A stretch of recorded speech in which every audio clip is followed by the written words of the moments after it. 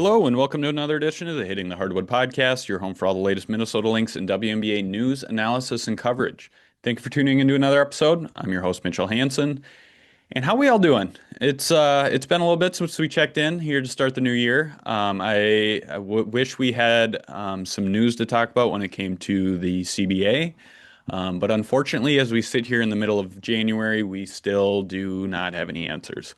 The January 9th CBA deadline, the extended deadline has passed, and unfortunately, we don't have any new news when it comes to the WNBA and the Players Association agreeing on a deal, which is becoming concerning, I will admit, because the farther we continue to push this back, the more and more likely we are going to have a condensed season, I will say, a shortened WNBA season.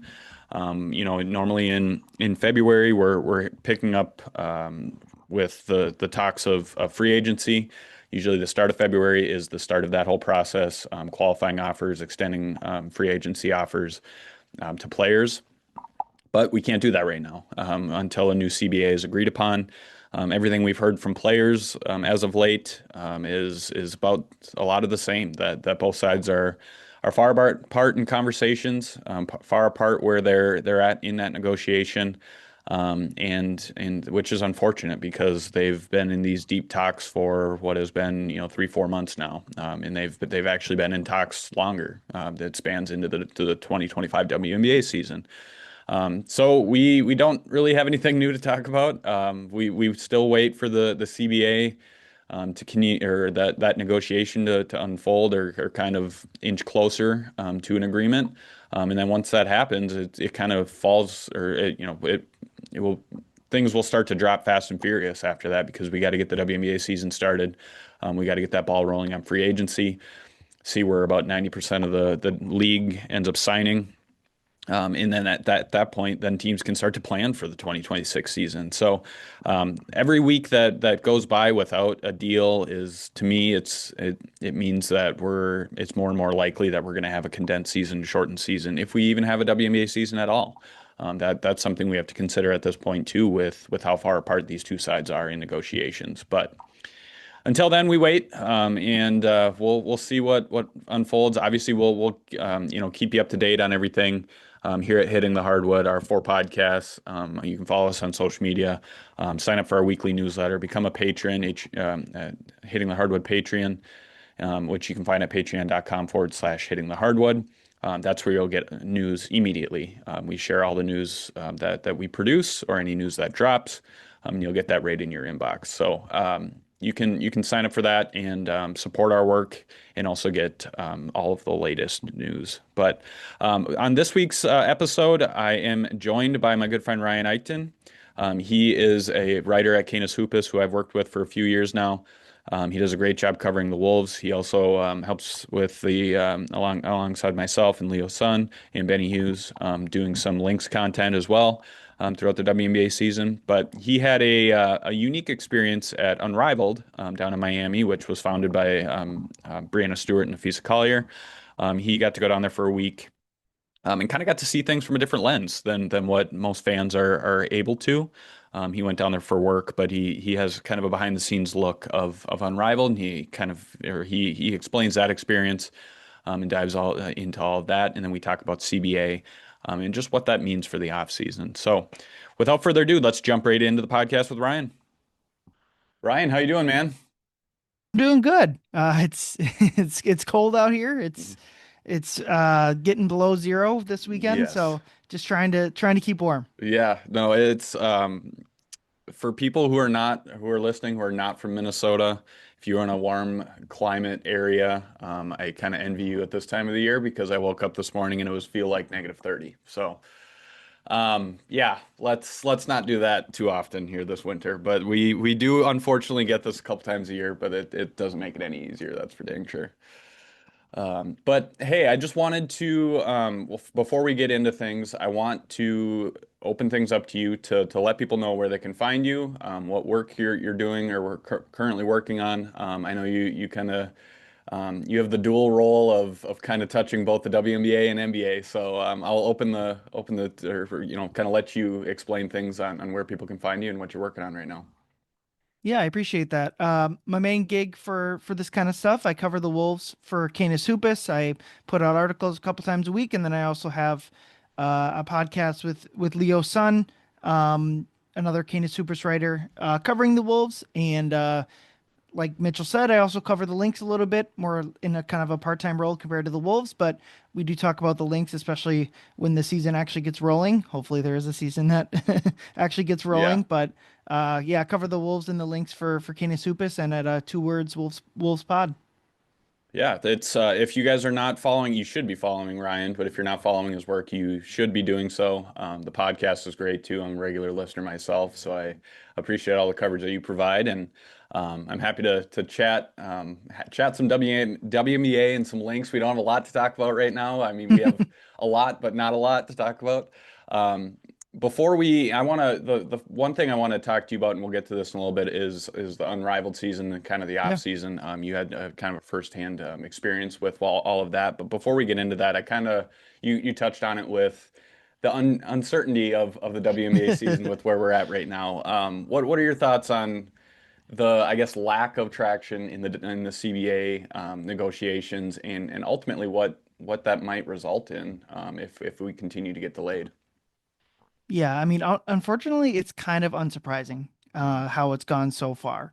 The league has exploded in popularity. I mean, it's been growing in popularity for however 5 years maybe. Yep. And the pandemic hit the league hard, like it did any sports league.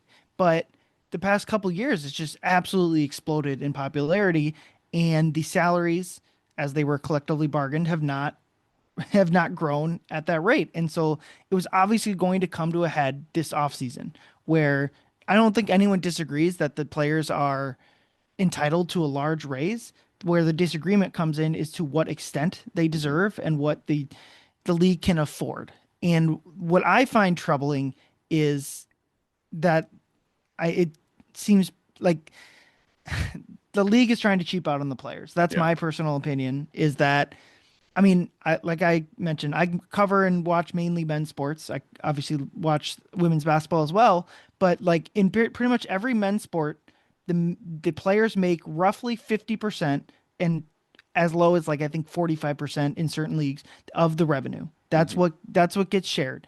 And we can break down why that number isn't necessarily what the WNBA players are looking for. The league probably was losing money for a certain time, and the people that funded that, blah blah blah blah blah. But like the idea that they aren't entitled to a 2x, 3x, 4x, 5, whatever the percentage is raise is just like that's just unfair to them. They What the league has clearly been doing is, I mean, they're kind of on this PR campaign, and so are the players, but of convincing people that like, well, look, we're giving them these $1 million salaries. Why are they asking for more? It's because they deserve it. Hmm. Look at And up until now, I think it's fair. Maybe people just haven't updated their mind on the TV contract the league got in the recent negotiations there. And I didn't cover the league back then. I don't know what would have been fair 5 years ago, right? But the problem is that the NBA and the other shareholders take like what you could probably tell me like what 40% off the Hmm. top. Yeah. But even that, even if you take that remaining 60%, aren't the players entitled to half of that? Hmm. And that would be a large increase, more than what's like even been reporting out there. And I guess what I would push back on especially is this idea that during these negotiations, we'll see it next year with MLB. MLB is going to be in probably even a worse spot Hmm. than than the W. Right. Um, is people want to take the side of the ownership. I don't personally get that, but this idea that like the players are being too selfish, I think is like is insane to me. I mean, they're a union. They're trying to fight for their union, and I push back against the idea that they're asking for more than their fair share, while also admitting obviously I'm not in the negotiation room. Hmm. Yeah, I agree with you. I was talking to Andrew Dukowitz about this on his Missing Links podcast that just actually dropped as we're recording this one. But we were talking about too, like, the if the WNBA wants to be considered, within the Big Four, everybody, talks about the Big Four all the time, that being NBA, NFL, MLB, NHL. If the WNBA wants to ultimately get into that conversation, which is what they want, they've been pushing for that for years, they need to compensate their players like they do everybody else. They need to operate and act like one of those big four, leagues. Yeah. And I know that obviously the revenue is different. The income that each league is completely different. The NFL is a completely different beast than anybody else. But with that said, from the WNBA side, you gotta take a hit to be able to, you gotta take one step back to ultimately make two steps forward, I think. And that's what I think the WNBA is very hesitant on. And I think the expansion teams, with the introduction of the two additional expansion teams this year, I think that plays a big role in a lot of this because the WNBA is already kind of stretching their necks with those, or kind of taking a chance with those two expansion teams, not knowing how they will do. Odds are they're not going to do as well as maybe Las Vegas is. Maybe they will. Maybe they'll do better. But I think they're kind of hesitant because of those two additional franchises coming in, and they're probably going to have to take. Well, they will be taking a bigger hit when it comes to the new CBA deal whenever that does come about. But I think that it's become, or it's getting to a point, or it is at a point where the WNBA just kind of has to, you have to take that hit and take a chance. And I know that, I mean, if I was sitting in the WNBA seat, I wouldn't have the same view. I know each side has their own viewpoint and their Mhm. own standpoint, and with negotiations and all that stuff. But it just doesn't seem like the WNBA is budging, and neither are the players, which is good. I mean, that's credit to the players. They're standing strong, and they're they're pushing for what they believe in, and that's the only way they can ultimately get closer to what they want to get. But it just seems like neither side is budging or really understanding the other side. And that's the unfortunate part because they clearly are very, very far apart Yeah. in their talks yet. And we've been, talking about this for, it's ramped up over the last, what, like 3, 4 months, but, it's been something that's been in talks for 6+ months between the Players Association and the WNBA. It was they were talking about it during the WNBA season already. So it's something that the fact that they haven't come to an even closer to an agreement is concerning to me. I mean, I wasn't as concerned maybe a month ago as I am right now, but um, it's as we inch closer to February and we still don't have any inclination of there being any closer in talks. That's very concerning for the WNBA season. Um, Yeah, I think what's the reason I think I've been so negative throughout this process is like just like the idea that these billionaires are going to pay their employees properly. I was right. just always dubious that they were going to do that. Hmm. Like it's not any it's almost like not any more complicated than that. And the narrative that I've seen, which again, this narrative happens every time a league and their union fight or Hmm. whatever word you want to call it, is that like the players this is the players like here's the narrative is that the WNBA players are going to lose popularity because they're fighting for this and it's their fault. And my first thing is like with that is like at the very least you have to put that equally at the feet of owners. There is Hmm. two sides of this negotiation and they were Hmm. equally far apart. Now, I personally would probably argue it's more on the ownership side that Hmm. is at fault Yeah. and that these owners probably have a better media machine that is able to set that narrative. And so Hmm. I would more put it at the feet of them to meet in the middle. Okay, but that is probably more my opinion. And at the very least, what I don't think is opinion, what I think is fact, is that like you can't. It's not the player's fault more than the owner's fault. It just Right. can't be. There's Yeah. two sides of this thing, and the idea that the player. I mean, go look at like what Bones Highland, Joe Ingles make more than like the entire Hmm. Lynx roster. And Right. obviously there's a revenue difference between those two leagues. I'm not naive to that, of course, but what like the WNBA players last season made like 9% of revenue or something. Hmm. Um, the idea that they aren't entitled to like 20-30% or like something. Right. I don't know the exact numbers like maybe you would, but like I promise you whatever like look at what the NBA or what the W and their owners always put out. It's always raw numbers. Hmm. And so those raw numbers are because they're going to be big, Yeah. but the revenues on the back end are even bigger. And you mentioned those expansion franchises. The Lynx, look at it from a Minnesota perspective. Mark Lowry and Alex Rodriguez have already made money on their Lynx purchase. Like it was a throw-in to the Yeah. Wolves purchase. I mean, I'm sure like the Wolves purchase number was baked into whatever the Lynx valuation was, right? But like it it was more or less a throw-in to the purchase. Hmm. And it's already since they've bought the team or since they bought it and like there was the whole layover, whatever. Yeah. Since they bought the team has exploded in value, and they're just getting cash from these expansion franchises that are coming in. Like that just goes right into, I mean, it's like 40%. I don't know what percentage. They're Hmm. getting a lot of money. Yeah. And a lot of other owners, like look at, you mentioned Vegas. Mark Davis has made a boatload of money, and he's run the thing well. Obviously, they've won twice, two Hmm. championships. Yeah. Um, Yeah. and the Golden State franchise as has obviously been an unmitigated success for them. And you mentioned the new ones aren't, they won't be in the same like media market that Right. Vegas Yeah. and the the Northern California Bay is. But Hmm.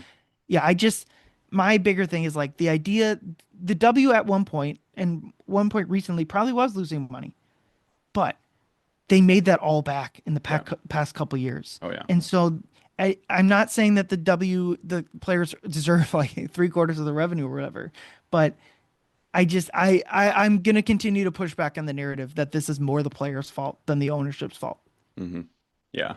I heard somebody, I think it was Rebecca Lobo had talked about this past week or recently how she thinks the players are going to lose popularity because of this. And I know you had kind of mentioned that a little bit too.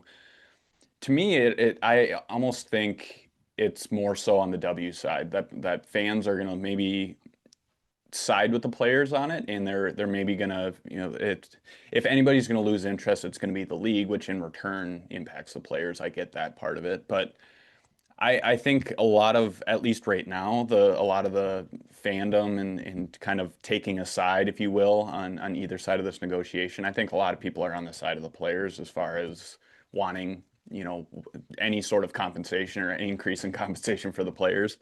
So I don't know. I wanted to ask you too about leverage. Who do you think in this negotiation has the most leverage? I'll touch on it after you talk about it, but what do you think, it's the WNBA or do you think it's the players has more leverage in currently? I unfortunately think the billionaires are always going to have the ultimate leverage. Hmm. That I honestly think that that's true because, but I will say, if any players union across any sport is going to have a, a good amount of leverage, it'll be this WNBA players union for a Right. lot of different reasons. We'll talk about Unrivaled. I think Hmm. that's a big thing. Yep. I don't know if this Project B, is that what it's called? This alleged Yeah. Saudi league. I don't know who gives that more leverage to. Certainly not the owners. Hmm. I don't think that like that's helping them at all.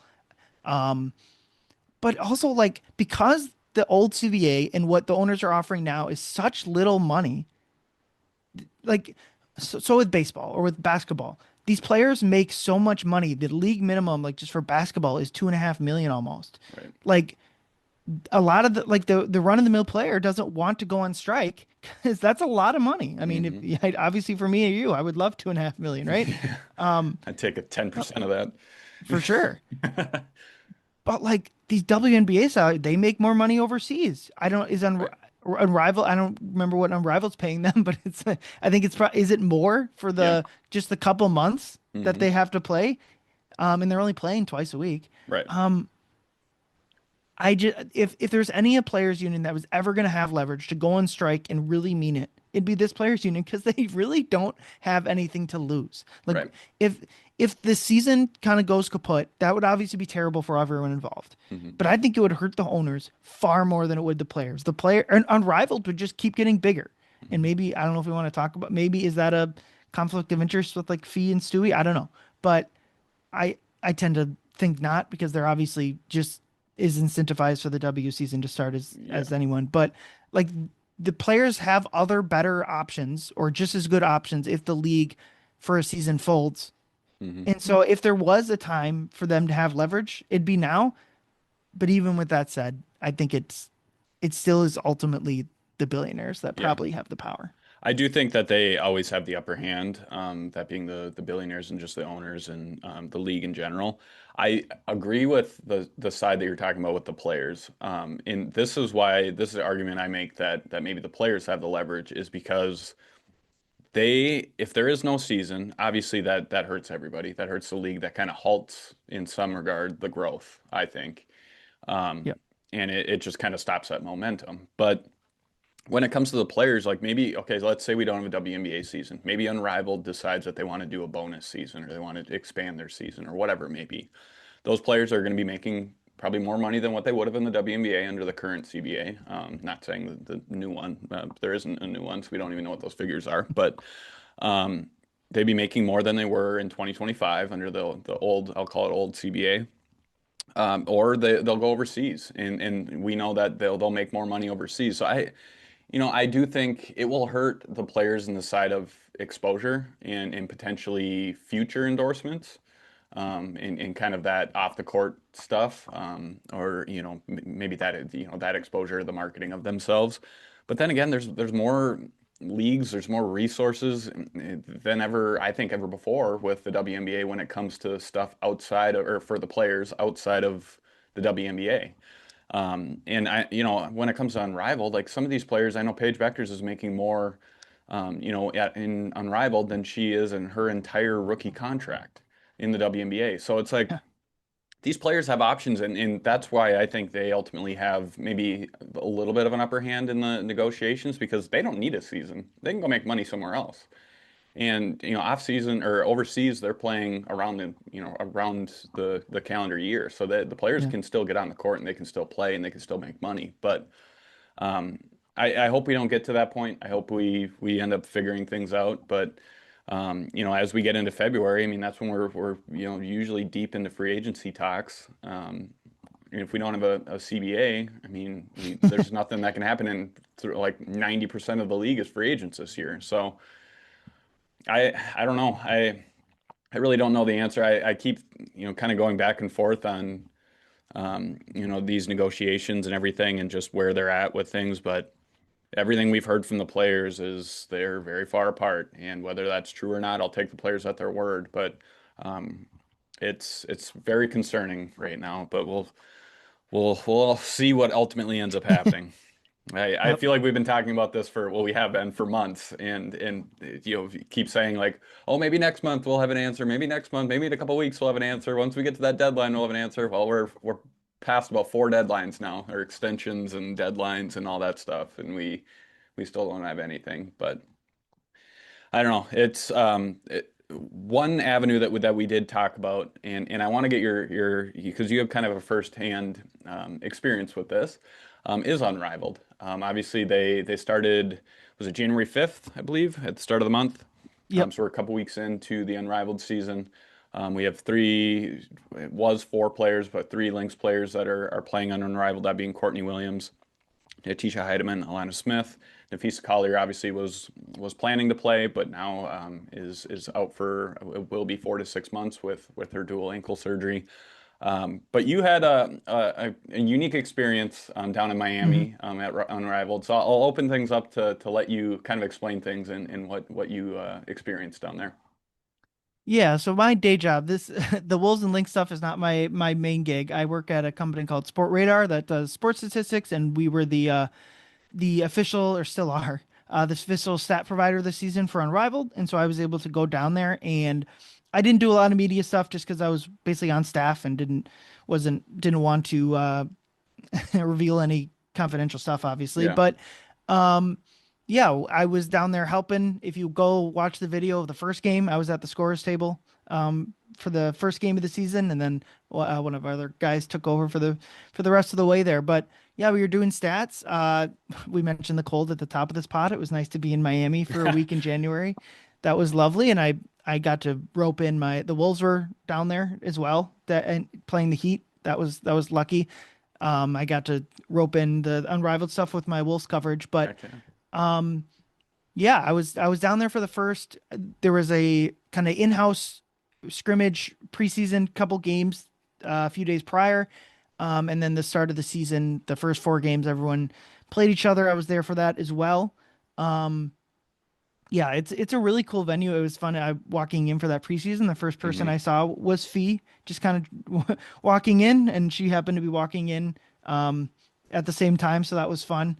Um, but yeah, it's a really cool environment. That's the biggest thing. It's Yeah. weirdly like where it's located. You can look up like where they're playing. It's public info.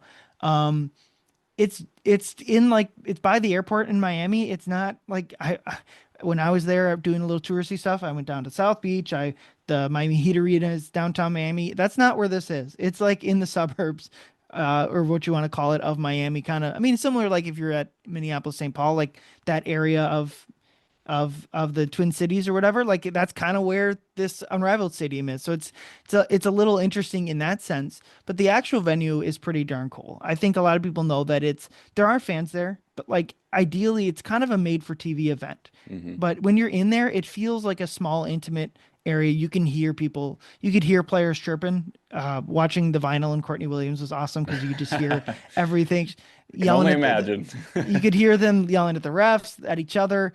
Um, Marina Mabry for the Lunar Owls was just like doing classic stuff for her, like getting pissed.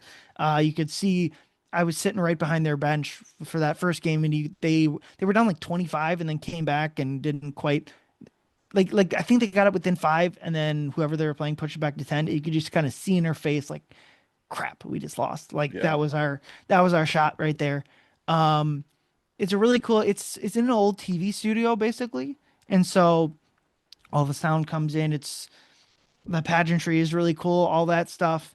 And the actual games is they're just fast because I mean Mhm. we're doing stats, so like that's a big thing. We got to make sure to get all the stats for the stuff, and so it's fast. Like usually for our company, we have one person entering stuff for each game. Like we needed two because like we were we were going up and down the court so fast. Mhm.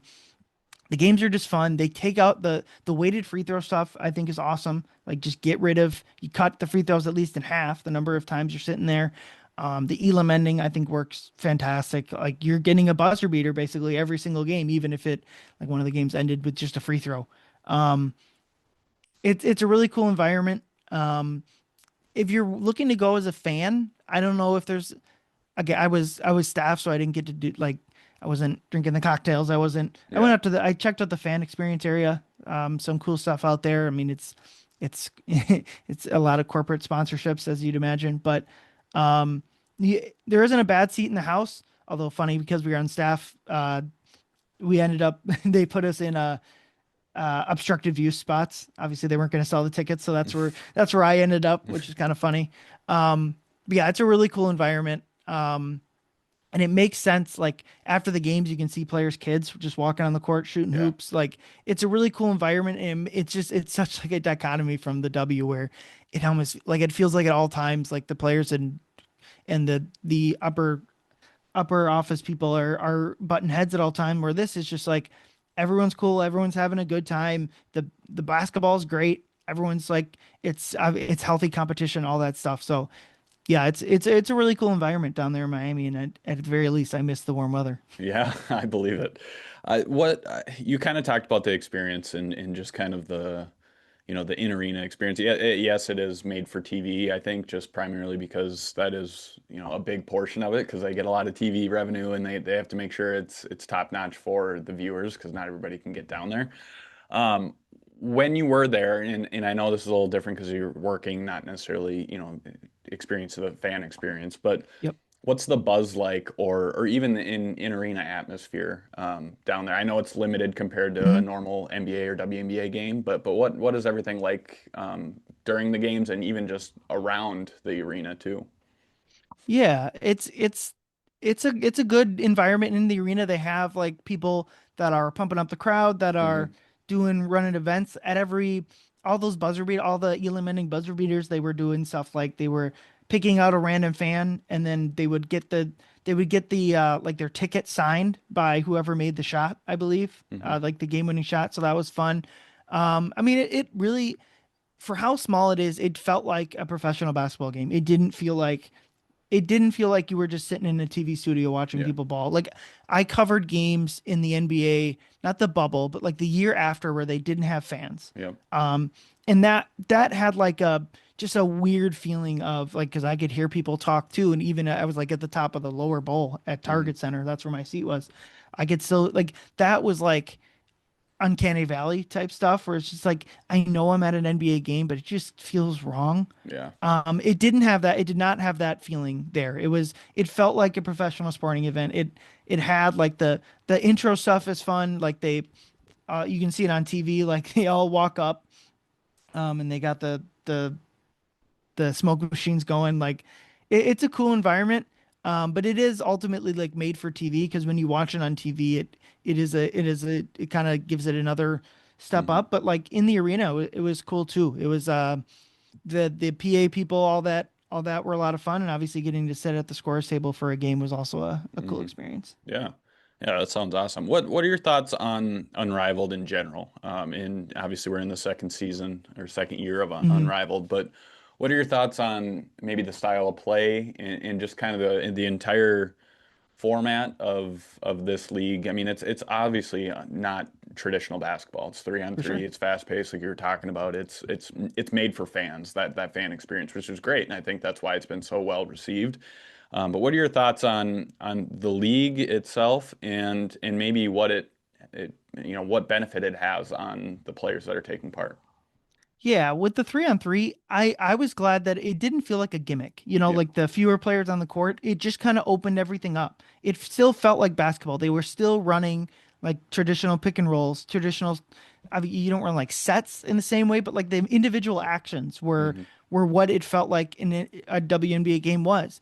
What it would what really stood out was like if any team had a weak link on the court, it was just really hard to overcome that. You Hmm. couldn't hide that player. You needed all three players on the court to be playing really well. Otherwise, especially like defensively, because there's just so much more space. Yeah. Obviously, the court is shrunk in terms of like the length. So they take out the space basically between the 3 point line and the half court line. A lot of that space is taken out. So like baseline to baseline is shorter than like a traditional court you'd see at like a Lynx game or whatever. But again, it didn't feel like people weren't cherry picking. Like it felt like a normal basketball game that just had a lot of like with baseball when they put in the pitch clock, it felt like they just got rid of all the unnecessary like crap. And I Hmm. think a lot of what when I watch Unrivaled, that's what it feels like. Is it they just got rid of all the unnecessary. There's fewer TV timeouts. Um, well, probably per minute there is less, but the game is only half an hour or an hour and a half, hour 15. So Hmm. you basically get in the span of what a normal WNBA game would take, you fit two games in there. Right. So if you turn on a game and you don't like the two teams playing, you just wait a little bit and two more teams will be popping up.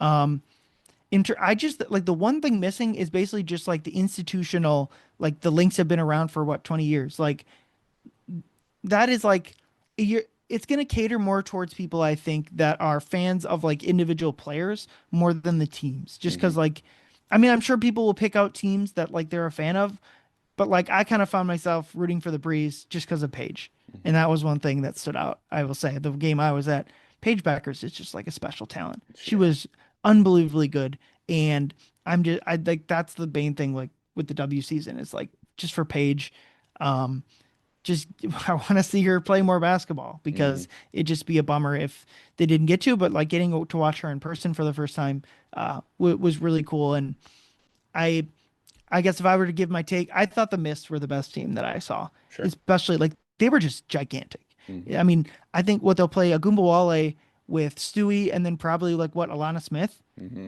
and those aren't even that's leaving their biggest player on the bench. Right. Um, I thought that's what stood out. I'm sure like they probably need a one of their guards to like step up and play well too for ball handling. But like I thought the Mists were really good. But I guess the one downside was Fee's injury, and it I don't know. I don't think there's any people get hurt. There's not much you can do. But like it's kind of unfortunate. Like the Lunar Owls season kind of Yeah.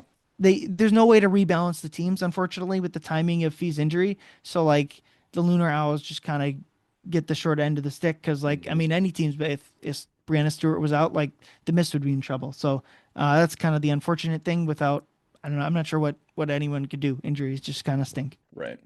It is interesting to see how some players kind of step up in this three on Yeah. three format, and it's kind of I don't know it's very intriguing to me because you think it'd be so much well maybe not a lot different, but it's different than obviously a traditional 5-on-5 format. And you think it would take a little bit of adjusting or maybe an adjustment period, but I think the players just play so free, and that's Yeah. what's most entertaining to me. They're not, so focused on, getting things set up or running their offense. Like they just can kind of play free and kind of play like pickup basketball. And that's it's almost like an all-star style format in the entertainment factor, which to me is a lot of fun because that's what I want to see as a fan. I just want to see Hmm. players go out there and play free and without a really care in the world, and that's what a lot of these players do, and I absolutely love it. But Unrivaled it's just such a brilliant idea, Yeah. and it's been really cool to see it take off too. And people have been asking to be able to see women's basketball, specifically WNBA players, throughout the off season. And Athletes Unlimited has kind of, I don't want to say dropped the ball, but they haven't obviously had as much success as Unrivaled is right now. But it's great to see that. It's great to see, obviously Unrivaled and Athletes Unlimited just getting more options for fans to watch players and to see these players stay in the country. That's the biggest thing. Keep them here, give them proper compensation so that they don't have to play, around the calendar like they have when they go overseas. But it's just such a great idea, and it's been interesting to see the Unrivaled take advantage of the TV deals too. And I wonder if the WNBA is like, how did we not do that? But they've done well with their TV revenue and their deal that they got with TNT, and they're on True TV, HBO Max, all of that stuff. Hmm. But well, Ryan, I appreciate you joining. I appreciate you giving some kind of behind the scenes look at Unrivaled, giving your 2 cents on the CBA stuff and everything in between. But if you could again just reiterate where people can find your work and make sure to follow you on socials and everything. Yeah, appreciate you having me on. Canis Hoopus for the writing for both Wolves and Lynx. Obviously, focus on the Wolves for the next couple months here. And then two words Wolves Pod. Pretty much same thing there. And then R Eichten. It's my Reichten is my handles on Twitter and Blue Sky is kind of the more fun site nowadays. So follow me over there. Perfect. Well, thank you, Ryan. I appreciate it, and we'll have to touch base soon. Absolutely. Thank you. Thank you once again to Ryan for joining the podcast. Ryan, that was great insight to get that kind of behind the scenes look at Unrivaled, and also get his perspective on the CBA, just that negotiation, what it means for the WNBA season, all of that.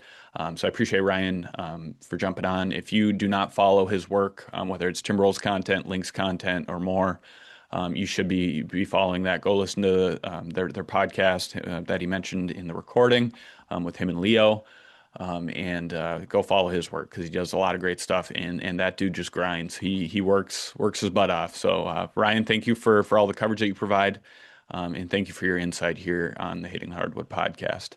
With that said, I want to thank. I'm going to keep the thank yous rolling here. I got to thank all of our partners here at Hitting the Hardwood because without them, we cannot do what we do.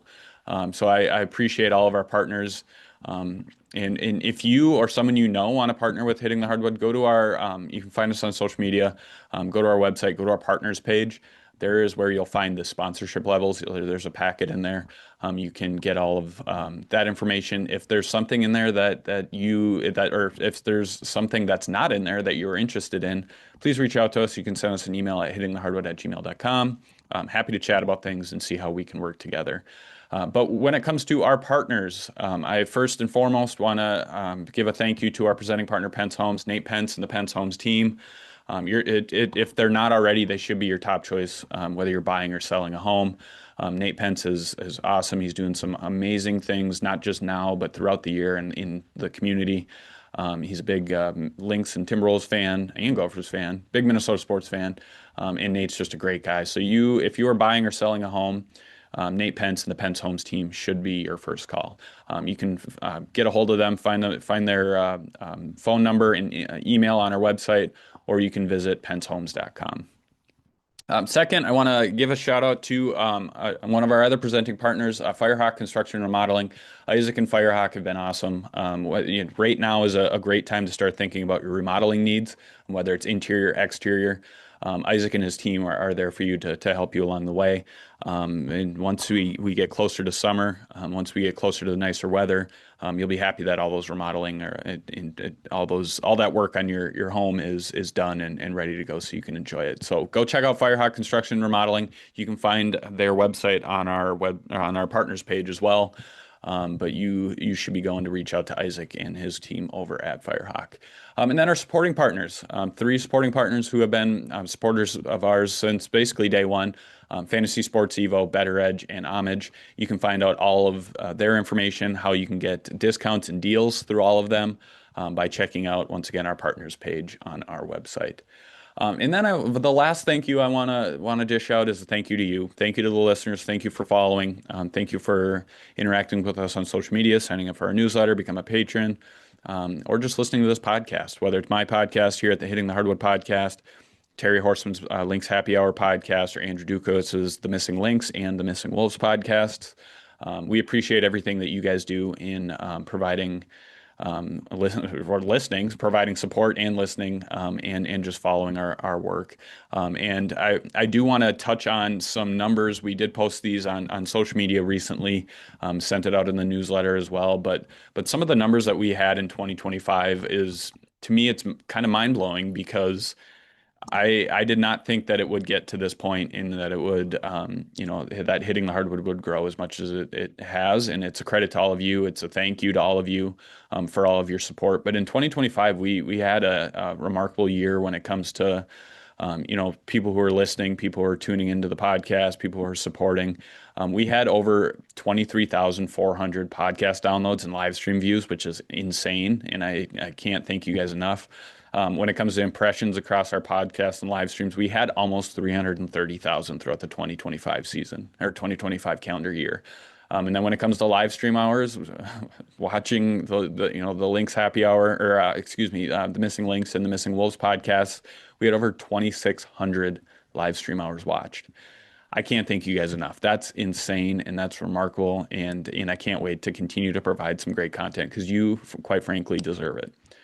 So I can't thank you guys enough once again, for listening, for supporting, for showing up, and just continuing to support our work that we do here at Hitting the Hardwood. So with that said, a lot more to come. We have, I know I teased this in the last podcast too, but we have some bigger news here coming up in the next couple months. Once we get closer to a CBA deal, we'll be gearing up, ready to announce that. But we're kind of blowing things up a little bit here at Hitting the Hardwood in a good way. And we're gonna take things up a notch here. So more to come on that. I'm very, very, very excited to share all that with you guys. Let's get a CBA deal here first before we get to that point. But we'll touch base with you guys, and we'll make sure that you get all that information when the time comes. So thanks you once again for tuning in, and I will see you guys next time.